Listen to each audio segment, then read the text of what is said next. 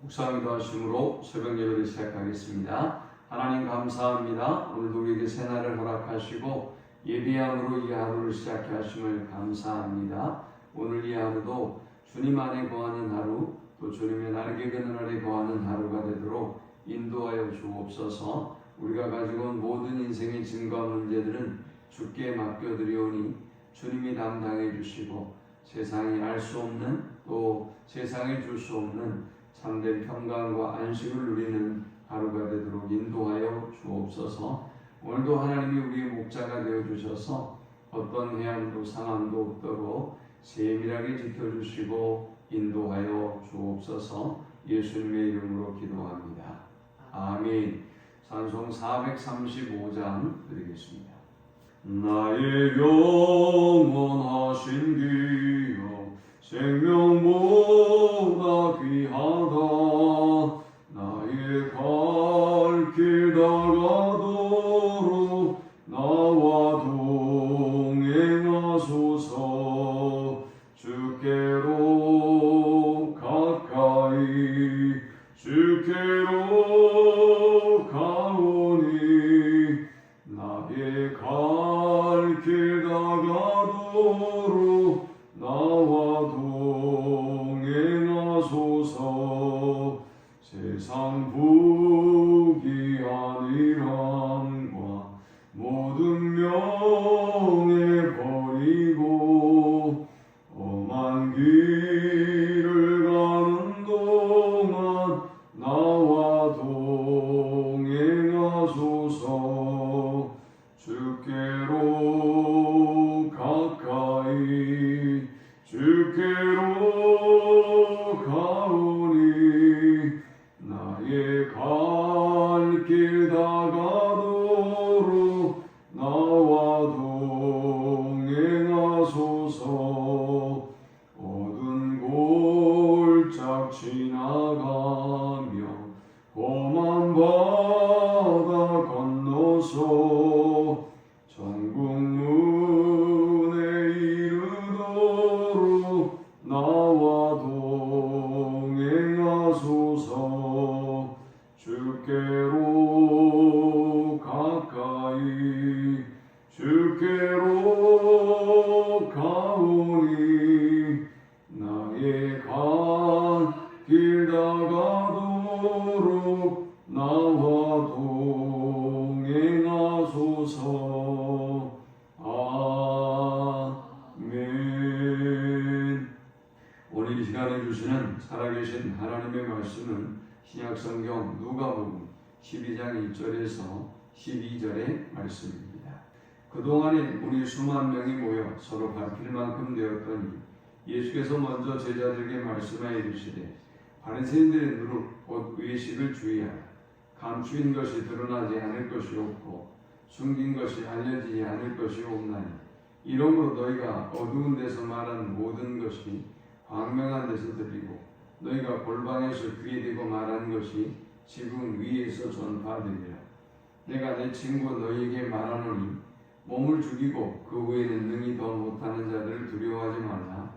마땅히 두려워할 자를 내가 너희에게 보이리니 곧 죽인 후에 또한 지옥에 던져놓는 권세 있는 그를 두려워하라.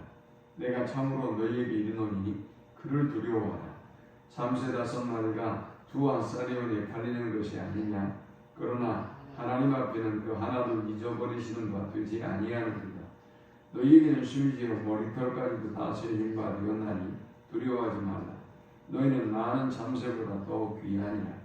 내가 또한 너희에게 말하노니 누구든지 사람 앞에서 나를 시인하면 인자도 하나님의 사자들 앞에서 그를 시인할 것이요 사람 앞에서 나를 부인하는 자는 하나님의 사자들 앞에서 부인을 당하리라. 누구든지 말로 인자를 거역하면 사하심을 받으려니와 성령을 모독하는 자는 사하심을 받지 못하리라. 사람이 너희를 회당이나 위정자나 권세 있는 자 앞에 끌고 가거든 어떻게 무엇으로 대답하며 무엇으로 말할까 염려하지 말라. 마땅히 할 말을 성령이 곧 그때 너희에게 가르치시리라 하시니라. 아멘.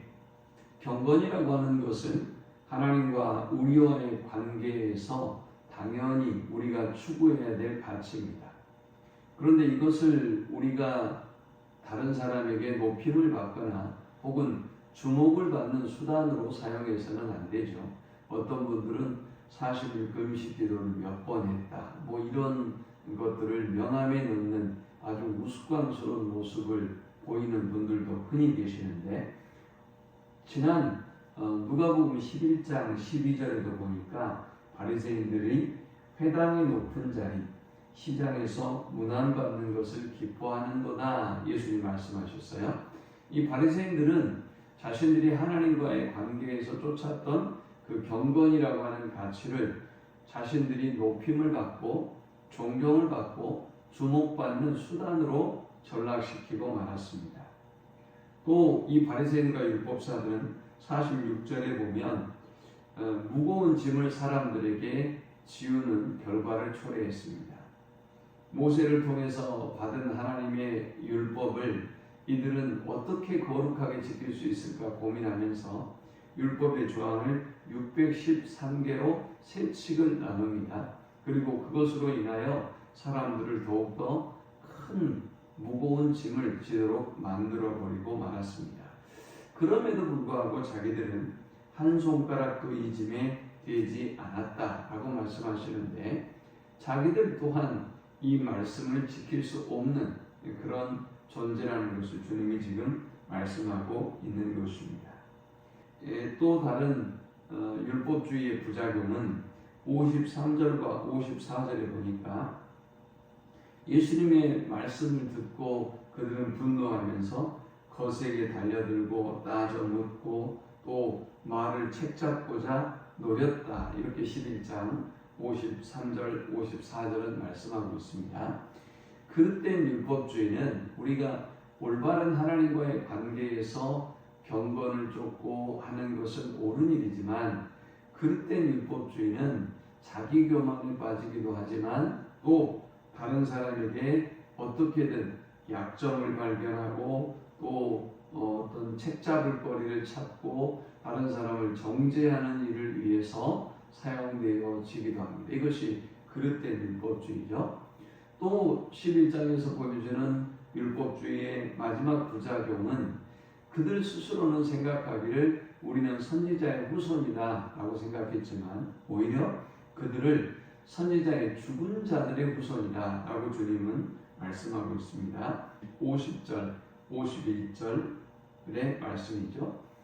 자, 이어서 본문에는 주님은 많은 우리가 주님 주변에 몰려들었을 때에 이르시되 바리새인들의 누룩곧 외식을 주의하라 라고 말씀하셨습니다. 오늘 우리는 이 말씀을 통해서 세 가지 영적 교훈을 묵상하고 함께 은혜를 나누려고 합니다. 이 본문이 주는 첫 번째 영적 교훈은 감추인 것이 드러나지 않을 것이 없고 숨긴 것이 알려지지 않을 것이 없다라는 것입니다. 이 바리새인들이 어쩌다 보니 외식주의에 빠지게 되었어요. 아까 서두에 언급했던 것처럼 개인의 경건이라고 하는 것은 하나님과 나의 관계에서 쫓아야 될 가치인데, 그것으로 인해서 사람들이 그들을 높이고 존경하고 또 그들이 주목을 받기 시작하자 그들은 내면의 가치는 버리고 하나님과 나와의 개인적인 관계는 버리고 외적인 다른 사람들에게 높임을 받고 존경을 받고 주목을 받는 외식에 집중하게 되었어요. 그런 그들을 향해서 주님은 말씀하시기를 감추인 것이 드러나지 않을 것이 없고 또 숨긴 것이 알려지지 않을 것이 없다라고 말씀하셨습니다. 모든 것이 드러나게 되고 모든 것이 밝혀질 것이라는 것이죠. 그러므로 어떻게 하라는 말씀입니까? 그러므로 우리가 외식하지 말고 외적인 어떤 경건의 모양으로 다른 사람에게 나를 드러내고 내가 주목받고 내가 높임을 받으려 하지 말고 우리가 내적인 경건에 힘써야 한다라고 말씀하고 있는 것입니다. 이 본문을 통해 얻을 수 있는 두 번째 영적 교훈은 두려워할 자를 두려워하라라는 것입니다. 예수님 주변에 지금까지 많은 사람들이 예수님을 공격하기 위해서 고발하기 위하여 몰려들었고 지난 11장 53절 54절에도 그들은 예수님께 거세게 달려들고 그리고 따지고 들었고 책잡고자 했습니다. 이 모든 광경을 제자들이 예수님 주변에 무리들이 보고 있었기 때문에 주님은 누구를 두려워해야 할 것인가를 말씀하고 있는 것입니다. 우리가 누구를 두려워해야 될까요? 4절에 보니까 우리의 몸을 죽이는 자를 두려워하지 말고 그들은 능히 오히려 우리가 두려워해야 할 자는 5절에 보니까 죽인 후에 또한 지옥에 던져넣는 권세 있는 그를 두려워하라. 내가 참으로 너희에게 이르노니 그를 두려워하라 하고 있습니다. 두 번이나 두려워할 자를 언급하면서 우리가 참으로 두려워해야 할 자는 우리가 죽은 이후에 지옥에 던져 넣을 수 있는 하나님이다 라는 것입니다. 그러면서 6절과 7절에 말씀하기를 하나님은 우리의 머리털까지도 세신 받으시는 하나님이다. 우리의 모든 것을 알고 계시고 우리의 모든 문제와 필요를 알고 계시는 하나님이다. 그런 하나님이 참새보다 귀한 존재인 우리를 그냥 내버려 둘 수 있겠느냐? 잊혀진 하나님께 우리가 잊어진 바 될 수 있겠느냐? 그러므로 너희는 아무것도 걱정하지 말고 아무것도 두려워하지 말고 오히려 하나님을 두려워해야 한다라는 말씀입니다. 하나님을 두려워하는 우리 모두가 되시기를 축원합니다. 마지막 세 번째 우리가 이 본문을 통해 얻을 수 있는 영적 교훈은 성령을 모독하지 말고 성령의 인도함을 받으라라는 것입니다. 10절에 보니까 말씀하기를 누구든지 말로 인자를 고역하면 사하심을 받으려니와 성령을 모독하는 자는 사하심을 받지 못하리라 라고 말씀합니다. 이 말씀의 해석에 있어서 여러 가지 어떤 해석들이 있습니다만은 에반스라고 하는 사람은 이 본문을 해석하면서 이렇게 해석했습니다. 예수님이 지상 사역을 하실 때에는 거역해도 용서받을 수 있지만 예수님이 죽으시고 부활하시고 나신 이후 성령으로 임하는 선포를 거역하면 구원을 받을 수 없다라고 말씀했습니다. 또 R.H. 스타인이라고 하는 사람은 말하기를 성령의 사역에 계속해서 저항하면 회개와 믿음을 통한 구원의 가능성이 사라지고 만다라고 했습니다.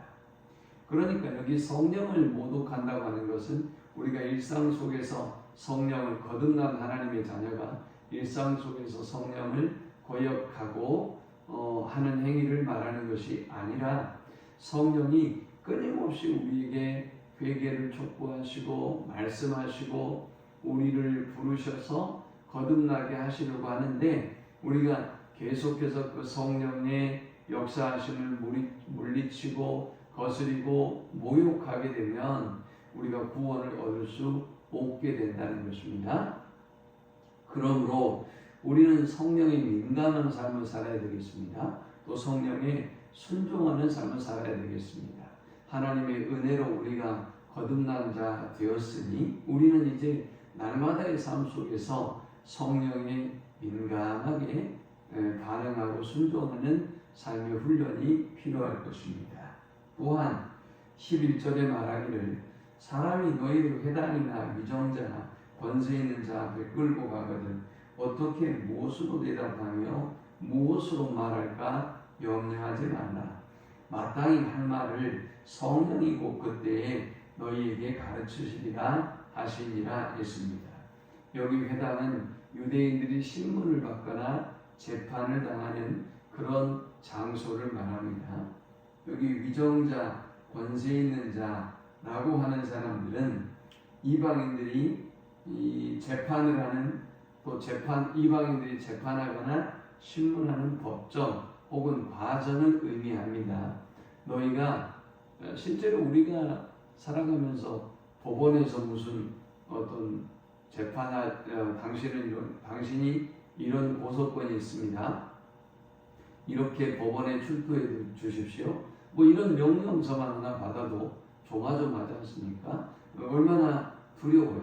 그런데 주님은 말씀하셨습니다.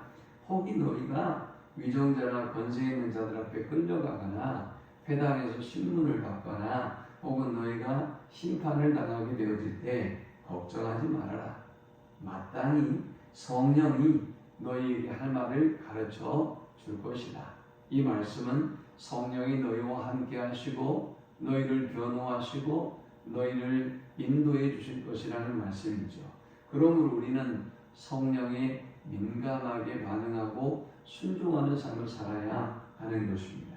오늘 이 말씀을 기억하면서 감추인 것이 드러나지 않을 것이 없음을 알고 늘 내적인 경것, 하나님과 나와의 관계에 힘쓰고 진정으로 우리가 두려워해야 할 자가 누구인가를 기억하며 두려워할 자를 두려워하고 성령을 모독하지 말고 성령이 민감하게 순종하고 인도받는 우리 모두가 되시기를 축원합니다.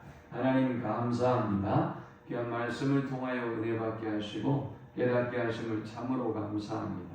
성령이 민감한 삶, 성령에 순종하는 삶, 성령이 인도받는 삶을 살아가는 저들이 되게 하여 주옵소서. 두려워할 자를 두려워하는 삶이 되게 하여 주옵소서. 예수님의 이름으로 기도합니다. 아멘. 지금은 우리 주 예수 그리스도의 크신 은혜와 성부 하나님의 극진한 사랑과 성령의 인도보 교통 충만케 하시니 하나님을 두려워하고 또 성령의 인도받는 삶, 하나님 앞에 더욱더 가까이 나가는 삶을 살기를 소망하는 모든 주의 백성들의 머리 위에 이제로부터 영원토록 함께 있을지어다. 아멘.